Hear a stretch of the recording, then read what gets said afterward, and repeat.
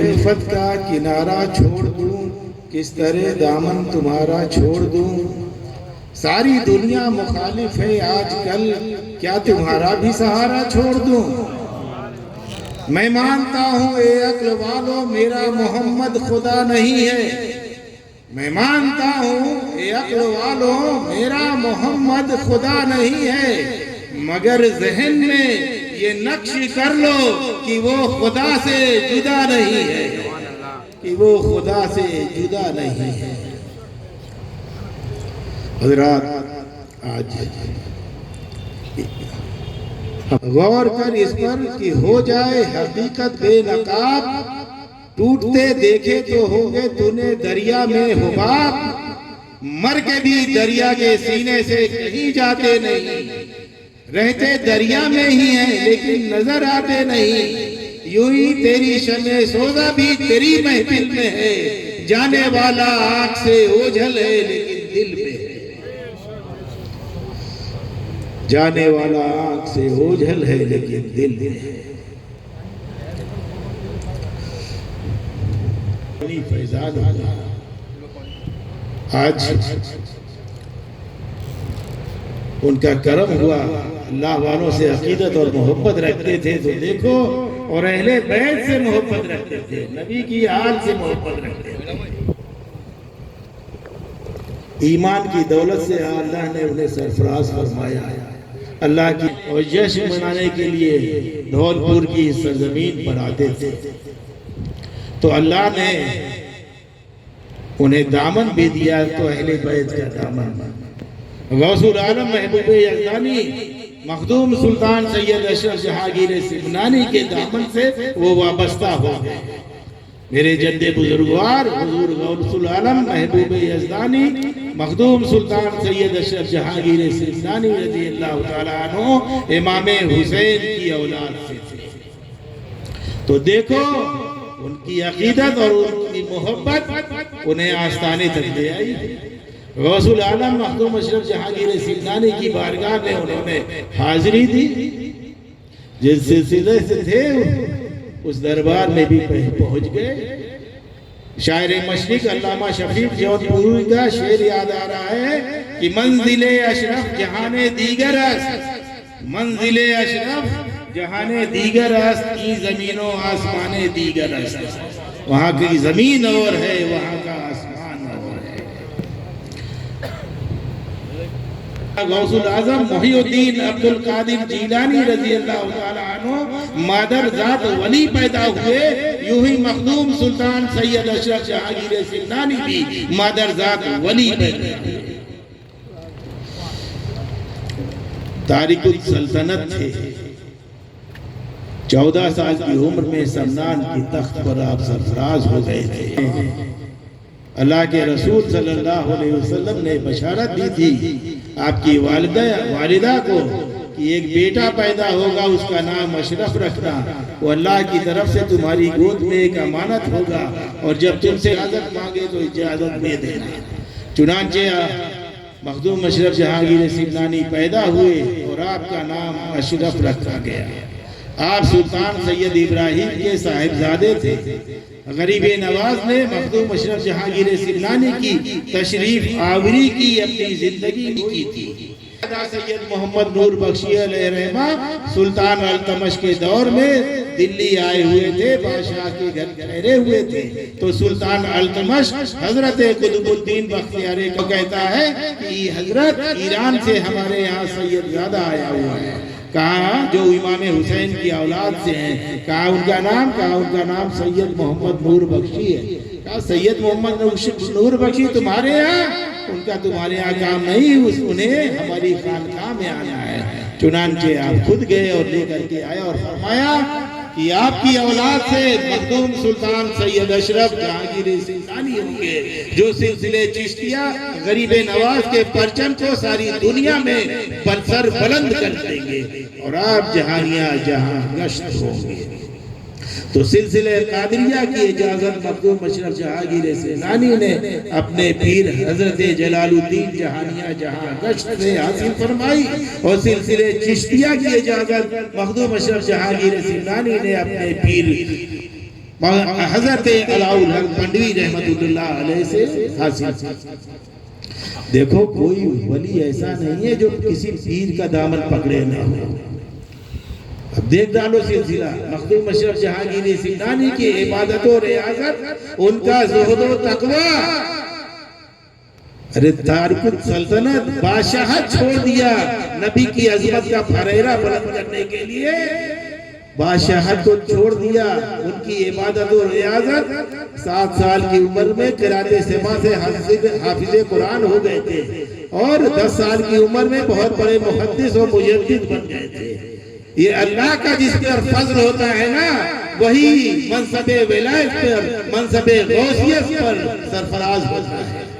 یہ جو علم حاصل ہوا یہ انسان کے کسب اور اختیار سے باہر کی چیز ہے۔ جس پر اللہ کا فضل ہوتا ہے وہی منصب ولایت سے سرفراز ہوتا ہے، وہی غوث بنتا ہے، وہی قطب بنتا ہے، وہی مخدوم، وہی ابدال بنتا ہے، وہی اللہ کا ولی ہوتا ہے۔ اگر انسان کی محنت اور مشقت سے ولایت ملتا نا تو دنیا میں محنت کرنے والے بہت تھے، رات دن ایک کر کے محنت کرتے رہتے، عبادت و ریاضت کرتے رہتے، سبھی ولی ہو جاتے۔ معلوم ہوا یہ غیر اختیاری چیز ہے، جس پر اللہ کا فضل ہوتا ہے وہی منصب ولایت سے سرفراز ہوتا ہے، وہی غوث بنتا ہے، وہی قطب بنتا ہے، وہی اللہ کا محبوب بنتا ہے۔ دیکھو مخدوم اشرف جہانگیر سمنانی کی عبادت و ریاضت، ان کا زہد و تقوی انہیں جنت میں لے جانے کے لیے کافی تھا، لیکن انہوں نے بھی اپنا پیر بنایا حضرت علاؤل حق پنڈوی علیہ الرحمہ کو، اور حضرت علاؤل حق پنڈوی علیہ الرحمہ نے بھی اپنا پیر بنایا حضرت اخی سراج آئین ہند کو۔ حضرت اخی سراج آئین ہند نے بھی اپنا پیر بنایا حضرت نظام الدین اولیاء محبوب الہی کو۔ حضرت نظام الدین اولیاء محبوب الہی نے بھی اپنا پیر بنایا حضرت بابا فرید الدین گنج شکر کو، اور حضرت بابا فرید الدین گنج شکر نے بھی اپنا پیر بنایا حضرت قطب الدین بختیار کاکی کو۔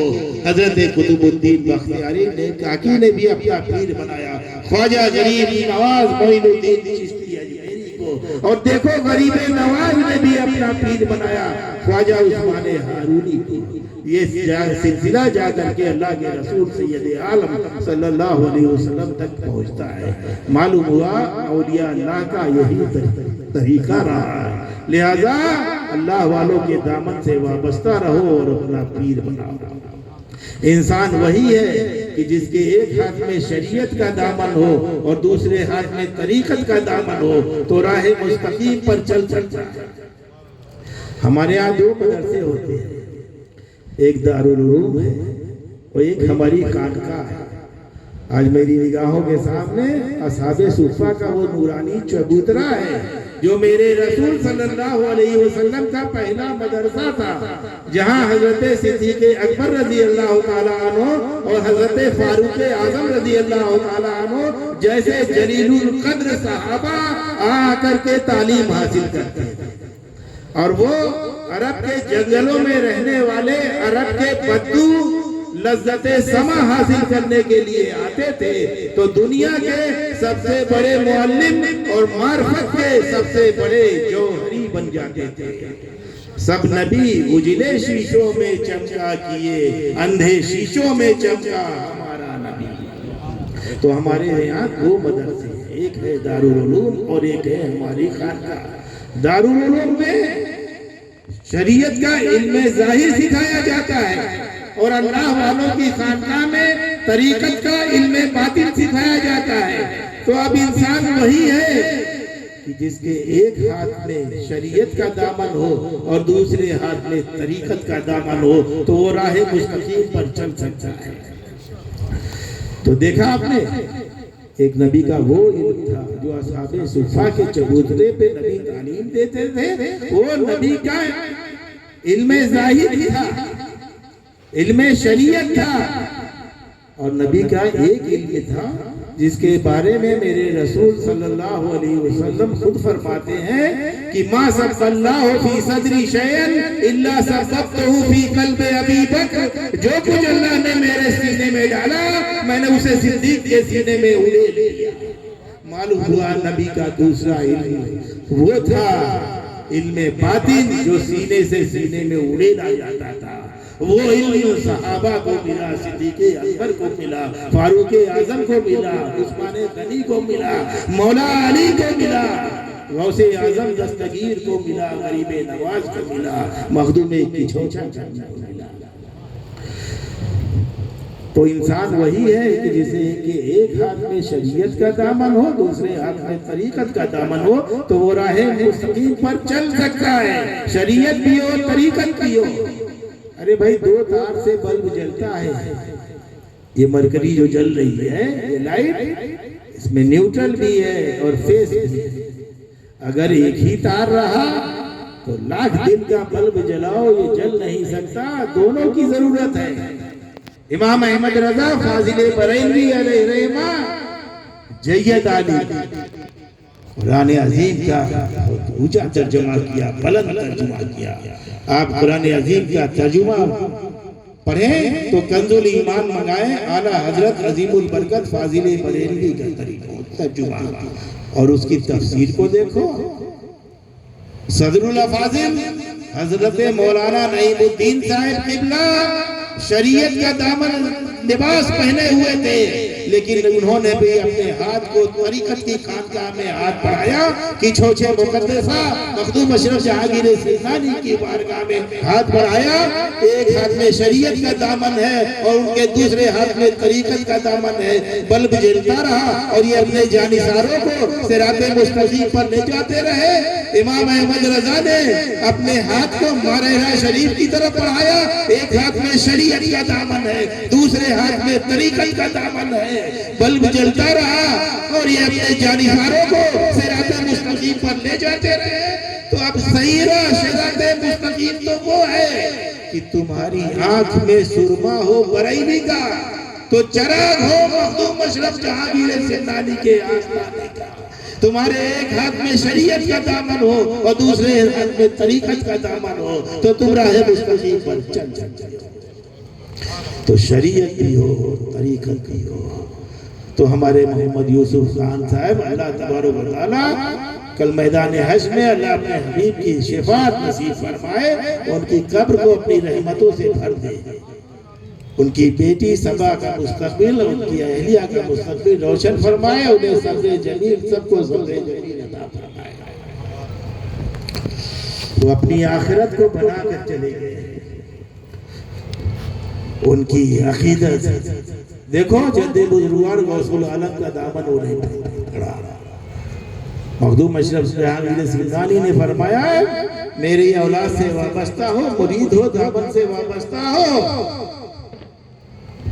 تو میں امتحان لڑ لوں گا، ثابت قدم رہے، میری اولاد کے وابستہ سے وابستہ ہو، سلسلے میرے سلسلے سے وابستہ ہو، دامن سے وابستہ ہو میرے، تو یہ جان لو تم ثابت قدم رہے تو فاران کی چوٹی سے بھی پکارو گے تو وہاں اشرف جہانگیر کی مدد ملے گی۔ جب آپ نے ترک سلطنت کی بادشاہت کو چھوڑ دیا تو اللہ کی طرف سے یہ غیبی آواز آئی کہ اے اشرف، تم نے میری محبت کے خاطر سمنان کی دارالسلطنت کو، حکومت کو چھوڑا ہے، ٹھکرا دیا ہے، میں خزانہ عالم کی چابی تمہارے حوالے کرتا ہوں، سارے عالم میں جتنا تصرف کرنا چاہتے ہو تم کر سکتے ہو۔ اس کے جواب میں میرے جد بزرگوار مخدوم اشرف جہانگیر سلطانی نے فرمائے، عرض کیا خدا بندہ میں خزانہ عالم کی چابی نہیں چاہتا، میں تو صرف تیری رضا چاہتا ہوں۔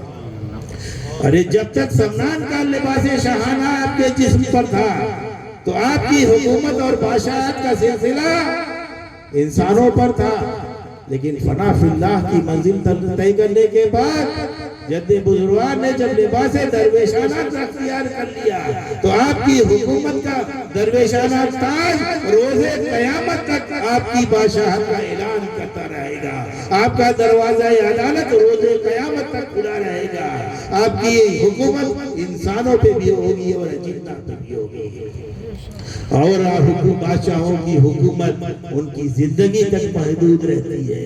مخدوم پاک نے جو ترک سلطنت کیا تو اللہ کی طرف سے وہ انعام نازل ہوا کہ اشرف اب قیامت تک تمہارا دروازہ عدالت روز قیامت تک کھلا رہے گا۔ آج بھی وہاں عدالت کا دروازہ کھلا ہوا، 3 وقت حاضری کا ہے دربار میں، وہاں پر آپ جاؤ گے تو لوگ کہیں گے، جانتے ہی ہیں ہم لوگ، کہاں جا رہے ہو کہاں جا رہے ہو، اور درگاہوں پہ اور آستانوں پہ آپ کہتے ہوں گے جب حاضری کے لیے جا رہے ہیں، فاتحہ پڑھنے جا رہے ہیں، لیکن وہاں انداز بدلا ہوا ہے، وہاں سب کہتے ہیں عدالت میں جا رہے ہیں، عدالت میں جا رہے ہیں۔ بادشاہ اپنی عدالت میں فیصلہ کرتا ہے، اللہ نے اپنی کرم سے ایسا سلطان اور بادشاہ بنایا ہے کہ قیامت تک آپ شہنشاہیت کا سلسلہ وہاں چلتا رہے گا، اور چل رہا ہے، 3 وقت عدالت ہے، وہیں فیصلہ ہوگا۔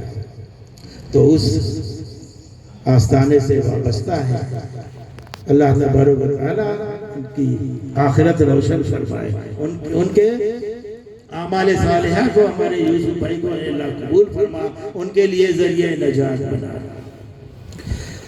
اب دیکھو جد بزرگوار مخدوم سلطان سید اشرف جہانگیر سمنانی کا قول لطائف اشرفی میں مذکور ہے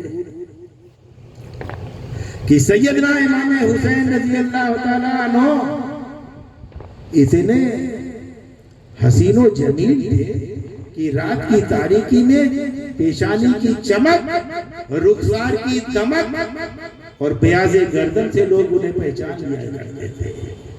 سیدنا امام حسین رضی اللہ تعالیٰ عنہ ناک سے لے کر ناخن پا تک رسول اللہ کے بالکل مشابہ تھے۔ جناب سیدنا امام حسن ناک سے لے کر کے منہ سر تک رسول اللہ کے بالکل مشابہ تھے۔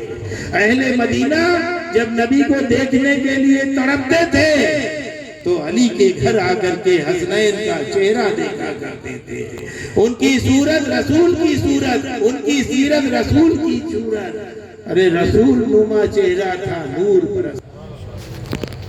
جد بزرگوار مخدوم اشرف جہانگیر سمنانی کا یہ بھی قول لطائف اشرفی میں ہے کہ ایک مرتبہ سید عالم صلی اللہ علیہ وسلم کے داہنے زانوں پر سیدنا امام حسین رضی اللہ تعالیٰ عنہ تشریف فرما تھے، اور نبی کے دوسرے زانوں پہ آپ کے بیٹے سید ابراہیم تشریف فرما تھے۔ اتنے میں لے امین راہ نبوت ہوئے اور عرض کرتے ہیں، یا حبیب اللہ صلی اللہ علیہ وسلم، رب کا فرستادہ جبریل حاضر ہے، اللہ کا پیغام لایا ہوں، یا حبیب اللہ اب آپ ان دونوں شہزادوں میں سے ایک کو منتخب کر لیں، اس لیے کہ ایک ہی آپ کے پاس رہے گا۔ تو اللہ کے رسول صلی اللہ علیہ وسلم نے دل میں سوچا کہ میرے بیٹے ابراہیم نہ رہے اگر تو ان کی جدائی کا افسوس صرف مجھ کو ہی ہوگا، لیکن اگر حسین نہ رہے تو ان کی جدائی کا غم مجھ کو بھی ہوگا، علی کو بھی ہوگا، فاطمہ کو بھی ہوگا، حضرت حسن کو بھی ہوگا۔ تو اللہ کے رسول صلی اللہ علیہ وسلم نے جناب سیدنا امام حسین کو اپنے لیے چن لیا۔ تیسرے دن اللہ کے رسول صلی اللہ علیہ وسلم کے صاحبزادے حضرت ابراہیم وصال فرما گئے۔ اس کے بعد اللہ کے رسول صلی اللہ علیہ وسلم تشریف فرما تھے، اتنے میں سیدنا امام حسین تشریف لائے تو اللہ کے رسول صلی اللہ علیہ وسلم نے کمال محبت میں بڑھ کر کے جناب امام حسین کو اپنی آغوش میں لے لیا اور پیشانی چوکی اور پکار کر فرمایا، اہلاً و سہلاً مرحبا بمن فدیتہ یا بنیا، اے حسین تمہارا آنا مبارک ہو، میں نے اپنے بیٹے ابراہیم کو تم پہ قربان کر دیا۔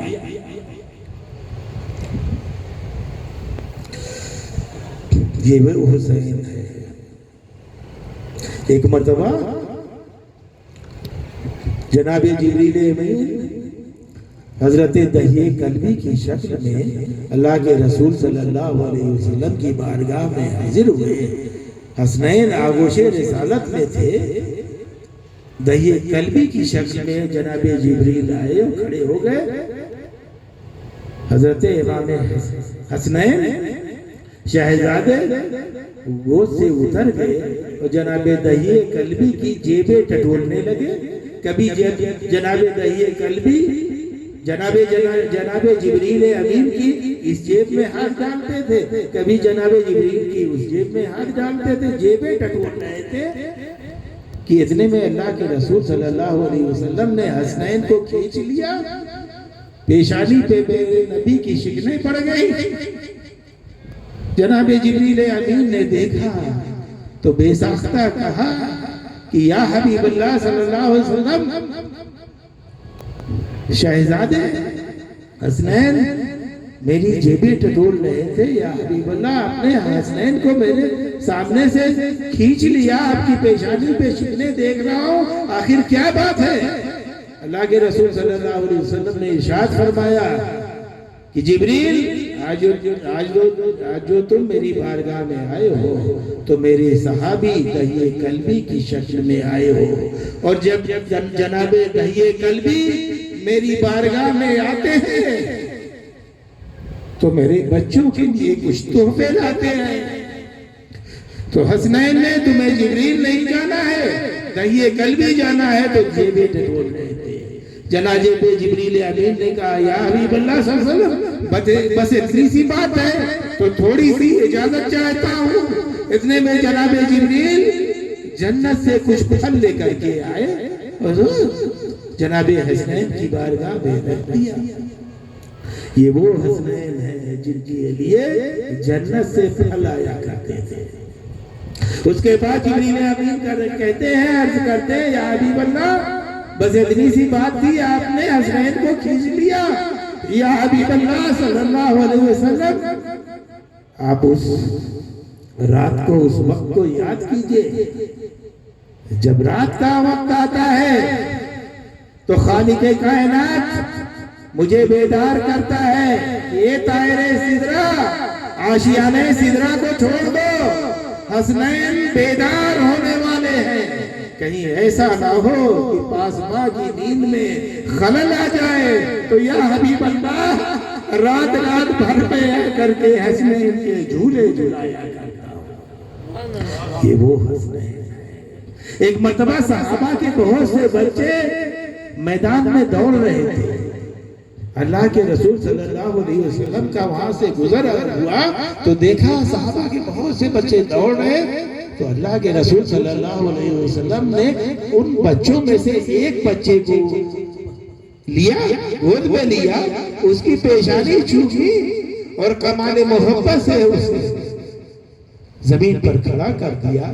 وہ بچہ قدم رسالت کو چومتا ہے، وہ مسکراتا ہوا، دوڑ لگاتا ہوا اور بچوں کے ساتھ نکل جاتا ہے۔ اب صحابہ عرض کرتے ہیں یا حبیب اللہ صلی اللہ علیہ وسلم، صحابہ کے بہت سارے بچے دوڑ رہے تھے، آپ نے اس میں سے ایک ہی بچے کو اپنی آغوش میں لیا، گود میں لیا، پیشانی چومی اور اس کو کھڑا کر دیا۔ یا حبیب اللہ آخر بات کیا ہے؟ فرماتے ہیں اللہ کے رسول صلی اللہ علیہ وسلم، کل میں اسی راہ سے گزرا تھا، آگے امام حسین دوڑ رہے تھے اور پیچھے ان کے قدموں کے پیچھے یہ بچہ جا رہا تھا۔ میں نے اپنی آنکھوں سے دیکھا، جہاں حسین کا قدم پڑتا تھا وہاں کی یہ مٹی بڑی عقیدت اور محبت سے اٹھاتا تھا اور اپنی آنکھوں میں لگاتا تھا۔ میں حشر کے میدان میں اس کے والدین کی خدا کی بارگاہ میں شفاعت کراؤں گا۔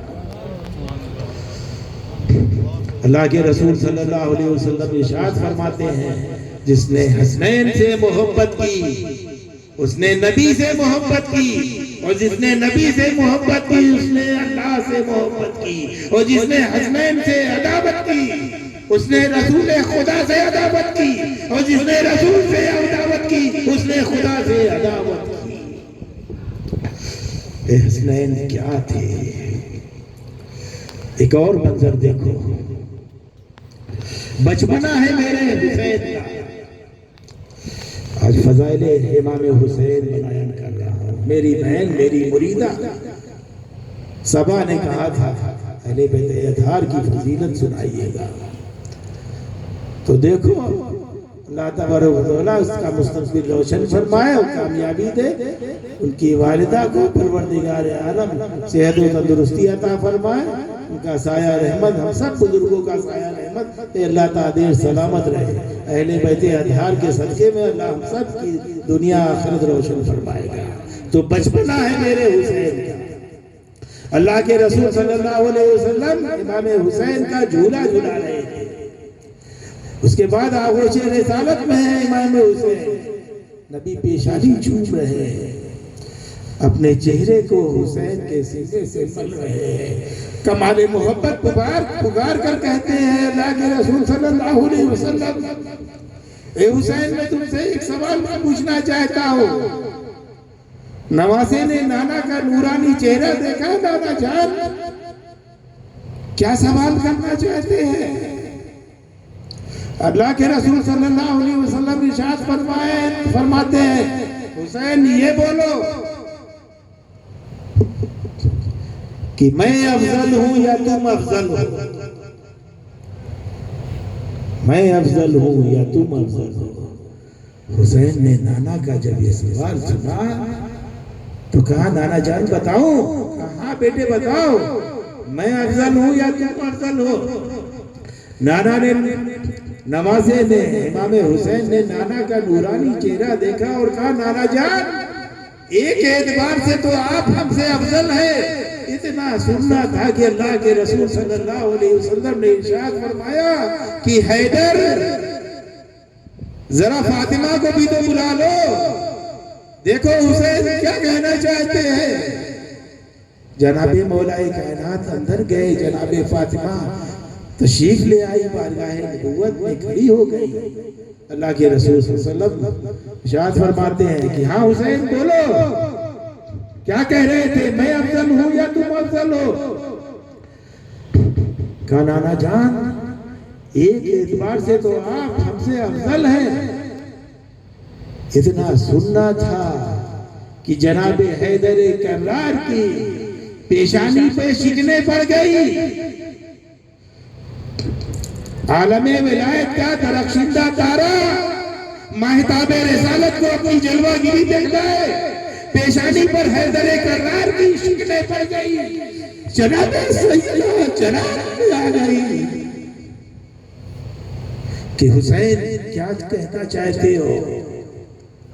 حسین سہن کے آغوش میں لپٹ گئے. اللہ کے رسول صلی اللہ علیہ وسلم نے ارشاد کر فرمایا عالم جلال میں جناب علی آ گئے. حسین کیا کہنا چاہتے ہو. اللہ کے نبی صلی اللہ علیہ وسلم نے فرمایا کہ اے علی تمہاری پیشانی پہ میں شکنیں دیکھ رہا ہوں. سہن کے بچہ میری گود میں آ گیا. اے علی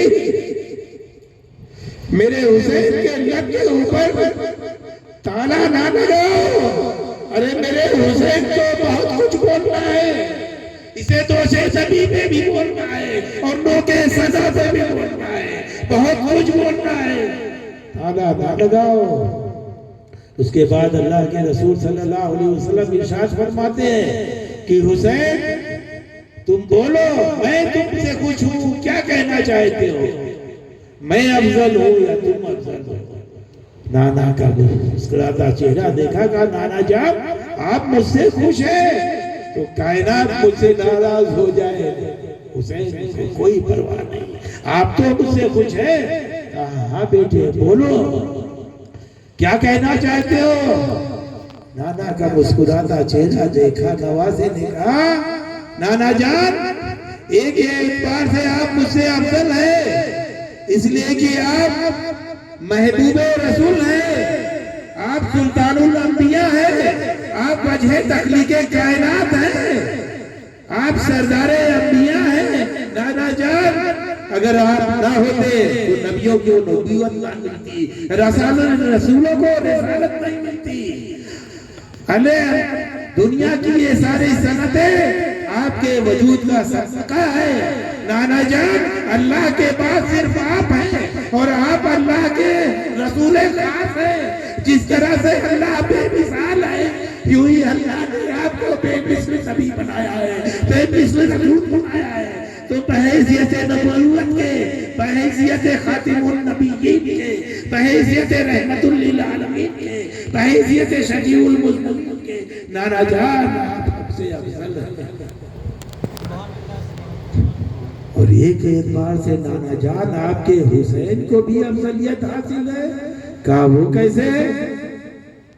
کہا نانا جان میری ماں فاطمہ سیدۃ النساء ہے، جنتی عورتوں کی سردار ہے۔ کون ہے جس کی ماں سیدۃ النساء ہے؟ اور میرا نانا جان خاتم النبیین ہے، رحمت للعالمین ہے۔ کون ہے علاوہ حسین کے جس کا نانا رحمت للعالمین؟ تو دیکھو نواسہ اپنی تعریف کر رہا ہے تو اپنی تعریف کر رہا نہیں کر رہا ہے، نانا کی ہی تعریف کر رہا ہے، انہیں کی دل کی انہیں کی بات کہہ رہا ہے۔ تو دیکھو حسین کیا تھے، کیا تھے۔ انبیاء کے بھی امتحانات ہوئے، انبیاء کے بیٹوں کے بھی امتحانات ہوئے، اللہ کے محبوبوں کے امتحانات ہوئے، ان کے بچوں کے بھی امتحان ہوئے۔ سب اپنے امتحان کا سے گزرتے ہیں۔ جناب آدم علیہ السلام کو دیکھو، جب میدان امتحان میں آئے، بھول ہوئی تھی نا، خطا ہوئی تھی نا، اتنا روئے خشیت الہی میں، اتنا روئے، دعا قبول نہیں ہو رہی تھی۔ پھر آپ کو خیال آیا کہ جب اللہ نے میرا وجود کیا، جب میں عالم وجود میں آیا تو میں نے عرش پہ دیکھا، عرش پہ لکھا ہوا تھا لا الہ الا اللہ محمد الرسول اللہ۔ تو آپ کو خیال ہے وہ تو بڑے کریم ہیں، وہ تو بڑے رحیم ہیں کہ اللہ نے اپنے نام کے ساتھ ان کا نام رکھا ہے۔ تو لاؤ آج انہی کو میں اپنی دعا میں وسیلہ بناؤں۔ دست مبارک اٹھایا جناب آدم علیہ السلام نے کہ اللہ جن کا نام جنت کے در و دیوار پہ، جنت کے درخت کے ایک ایک پتوں پر دیکھتا تھا، تیرے محبوب رسول محمد الرسول اللہ صلی اللہ علیہ وسلم کے صدقے میں اے اللہ میری خطا میری بھول کو معاف فرما دے۔ اللہ کی رحمت برس گئی، جناب آدم کی دعا خدا کی بارگاہ میں قبول ہو گئی۔ جناب نوح علیہ السلام جب اپنے میدان امتحان میں آئے، کشتی پر بیٹھے ہوئے تھے اپنے جانثاروں کے ساتھ، راہ نہیں مل رہی تھی، کشتی پہ بیٹھے ہوئے تھے، مقام رضا پہ ثابت قدم رہے، تو پھر اللہ کی رحمت برسی، حضرت نوح کی کشتی ساحل سے ہمکنار ہوئی، اللہ کی رحمت برس گئی۔ جناب ابراہیم خلیل اللہ علیہ السلام جب اپنے میدان امتحان میں آئے، نمرود کے آگ کے شوروں میں آئے، بے قدر کود پڑا، آتش نمرود میں عقل ہے محو تماشائے لبے بام ابھی۔ ارے اللہ کی ایسی رحمت برسی، اللہ نے انگاروں کو پھول بنا دیا جناب ابراہیم خلیل اللہ علیہ السلام کے لیے۔ جناب موسیٰ علیہ السلام جب اپنے میدان امتحان پہ آئے تو حکم الہی ہوا اپنا عصا دریا پہ مارو، دریائے نیل پہ عصا مارا تو راستہ ہو گیا۔ جناب موسیٰ علیہ السلام اپنی جانثاروں کو لے کر کے دریائے نیل کے پار ہو گئے، اللہ کی رحمت برس گئی، اللہ نے ان سب کو بچا لیا، ان محبوبوں کو بچا لیا۔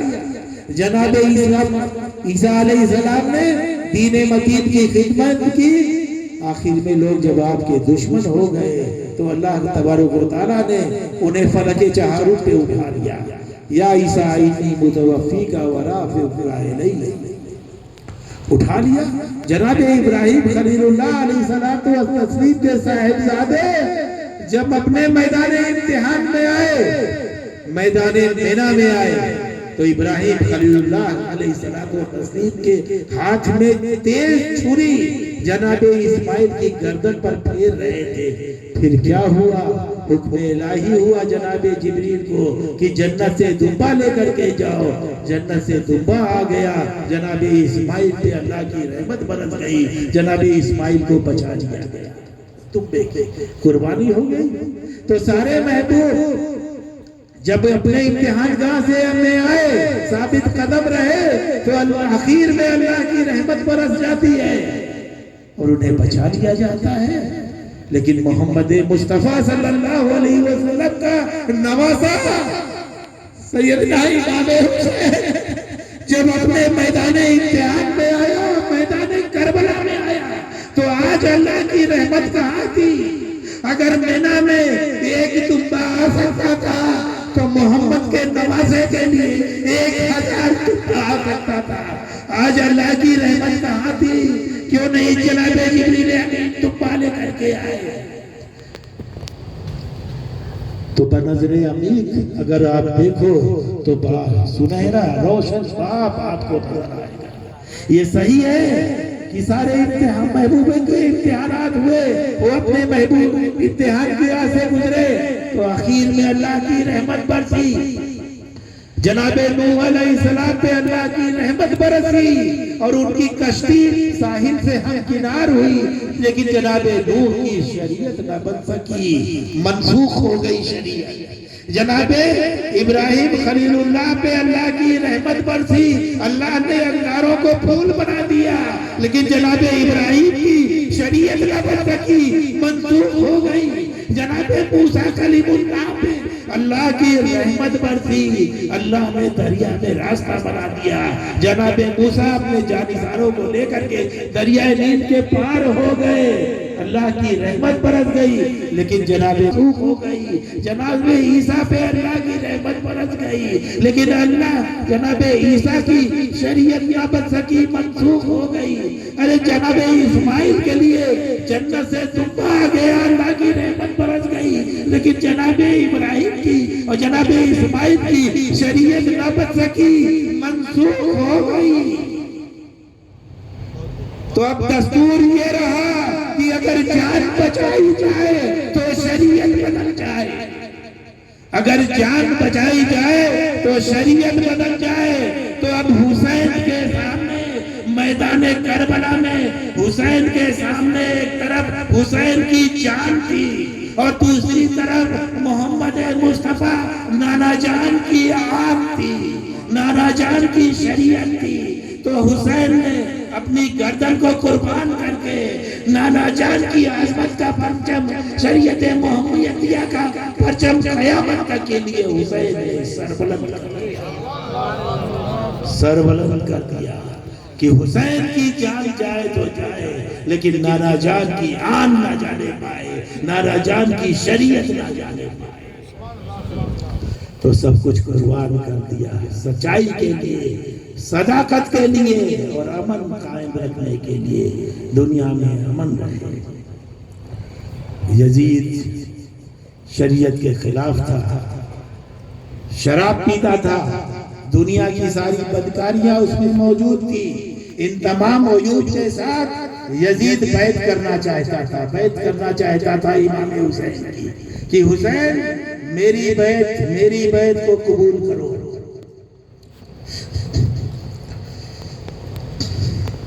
اگر امام علی مقام اپنے ہاتھ کو یزید کے ہاتھ میں دے دیتے نا تو شریعت محمدیہ کے احکام کا کوئی پابند نہ ہوتا، دنیا میں برائیاں عام ہو جاتی کہ اگر یہ بری بات تھی تو حسین نے یزید کے ہاتھ میں اپنا ہاتھ کیسے دیا؟ لہذا حسین نے اپنی گردن دے دی۔ کربلا کا منظر دیکھو، اپنے بچوں کو قربان کر دیا، سب کچھ لوٹا دیا، آخر میں خود بھی گئے اور اپنی قربانی کی پیش کی۔ گردن اشقیاء نے کاٹ لیا اور یہیں پر بس نہیں کیا، بلکہ امام علی مقام کے جسم اطہر کو گھوڑوں کی ٹھاپوں سے رودا یہاں تک کہ ہاتھ کی ایک ایک ہڈی ریزہ ریزہ ہو گئی، ایسا الگ ہوئی کہ اس کا ملنا بھی دشوار ہو گیا۔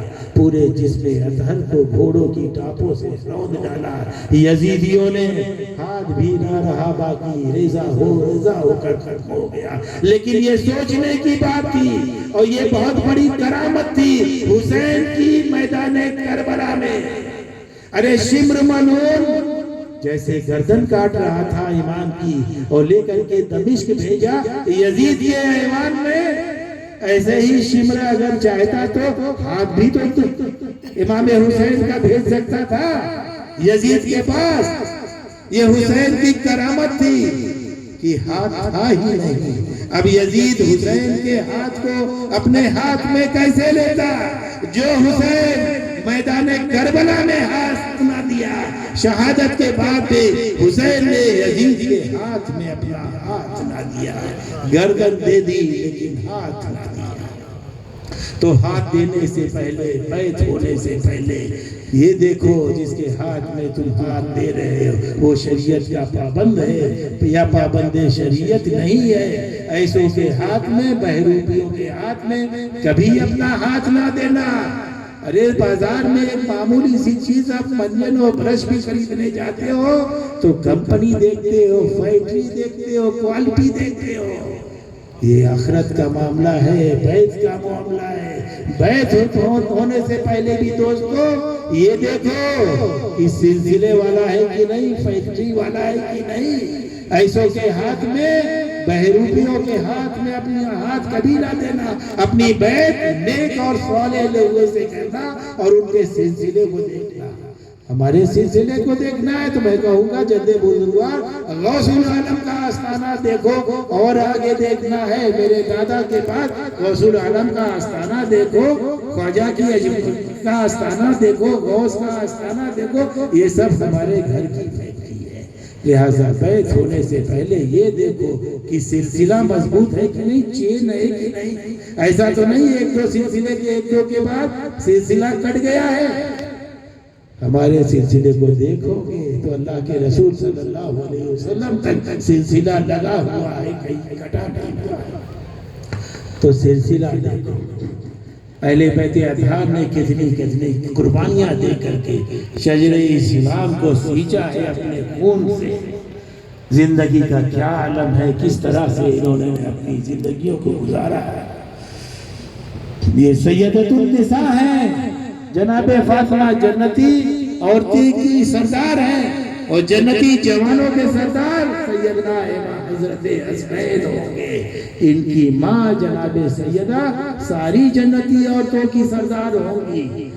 زندگی کا یہ عالم ہے۔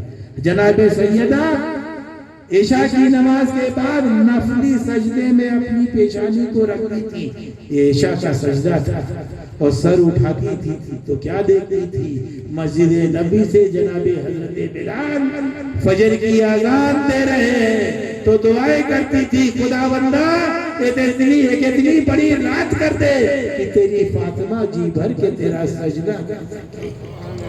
ان کی گود میں حسنین پروان چڑھے اور زندگی کا یہ عالم ہے۔ ایک مرتبہ یہ واقعہ سنو، ایک مرتبہ جناب سلمان فارسی کے گھر کچھ مہمان آ گئے تھے، مہمان نوازی کرنا تھا، گھر میں کچھ تھا نہیں کہ ان کی مہمان نوازی کر سکتے۔ پھر آپ کے دل میں خیال آیا کہ چلو علی کے گھر چلتے ہیں۔ جناب سلمان فارسی جناب حضرت علی مرتضیٰ شیر خدا کے دروازے پر گھر تشریف لے گئے اور دروازے پر دستک دیا۔ اندر سے جناب فاطمہ کی آواز آئی کہ کون؟ عرض کیا اے بنت رسول، آپ کا غلام سلمان کھڑا ہے۔ کہا بھائی سلمان بولو کیسے آنا ہوا؟ کہا اے بنت رسول میرے گھر میں کچھ مہمان آ گئے ہیں، مہمان نوازی کرنی ہے، گھر میں کچھ نہیں ہے کہ میں اپنے مہمانوں کی مہمان نوازی کر سکوں۔ اللہ کے رسول صلی اللہ علیہ وسلم نے ارشاد فرمایا ہے کہ اپنے مہمانوں کی مہمان نوازی کرنا تو تھوڑا سا آٹا دے دیجئے تاکہ میں اپنے مہمانوں کی مہمان نوازی کر سکوں۔ دونوں جہاں کے آقا جناب محمد رسول اللہ صلی اللہ علیہ وسلم کی چہیتی بیٹی جناب فاطمہ. اندر سے آواز بڑھائی بھائی سلمان میں تم سے کیا کہوں کہ کل سے ہم نے اور ہمارے گھر میں سحری بھی کیا ہے تو پانی سے اور افطار بھی کیا ہے تو پانی سے. جناب سلمان فارسی نے جو سنا تو کہا اے بنت رسول میں اپنے کانوں کو کیا کہوں. رات میں کئی مرتبہ آپ کے دروازے کے پاس سے گزرا ہوں اور آپ کے گھر سے چکی کے چلنے کی آواز برابر آتی رہی تو تھوڑا سا آٹا دے دیجئے.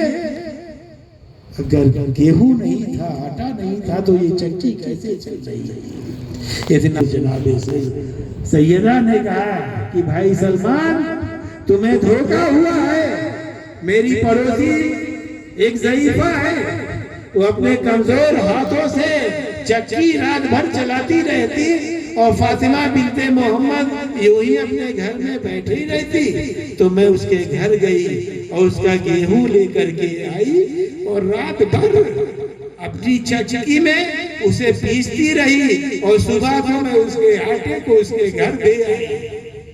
جناب سلمان نے جب سنا تو کانپ اٹھے. کہا اے بنت رسول مجھ سے بڑا قصور ہو گیا ہے. اب آپ کا غلام سلمان اجازت چاہتا ہے. تو جب آپ نے اجازت مانگی تو علی کے گھر سے جناب سیدہ کی آواز آئی کہ بھائی سلمان ٹھہر جاؤ. آج تک کوئی سائل علی کے گھر سے خالی نہیں گیا ہے. اگر آٹا نہیں ہے تو فاطمہ کی چادر موجود ہے اسے لے جاؤ اور لے جا کر کے مدینے کے بازار میں بیچ ڈالنا اور اپنے مہمان کی مہمان نوازی کرنا.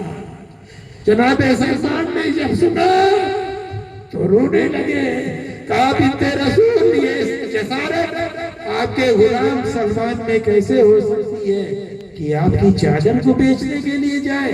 لیکن پہم اسرار کی بنیاد پر جناب سلمان نے اپنے کانپتے ہوئے ہاتھوں سے جناب سیدہ کی چادر کو لیا اور لے کر کے مدینے کے بازار میں پہنچے. ایک یہودی ساہوکار کی دکان پر لائن لگی ہوئی تھی. وہ کپڑے خرید رہا تھا. لوگ اس کے ہاتھ بیچ رہے تھے. جب جناب سیدہ کی باری آئی اور آپ نے جب جناب سلمان کی باری آئی اور آپ نے جناب سیدہ کی اس چادر کو اس یہودی کے ہاتھ میں دیا. اس نے چادر کو لیا اور کھول ڈالا. کھولنے کے بعد جب اس نے چادر کو دیکھا تو مڑ کر کے سلمان کے چہرے کو دیکھا. کہا سلمان یہ چادر تم کہاں سے لائے ہو؟ یہ چادر تمہاری معلوم نہیں ہوتی. انہوں نے کہا تو نے کیسے جانا؟ کہا جب میں نے اس کو دیکھا کھول کر دیکھا تو اس میں 7 پیبند لگے ہوئے دیکھے تو میں نے جان لیا کہ یہ مدینے کے کسی اور کی چادر نہ ہوگی. یہ فاطمہ بنت محمد کی چادر ہوگی. یہ وہ فاطمہ ہے جنتی عورتوں کی سردار ہے. زندگی کا یہ عالم ہے.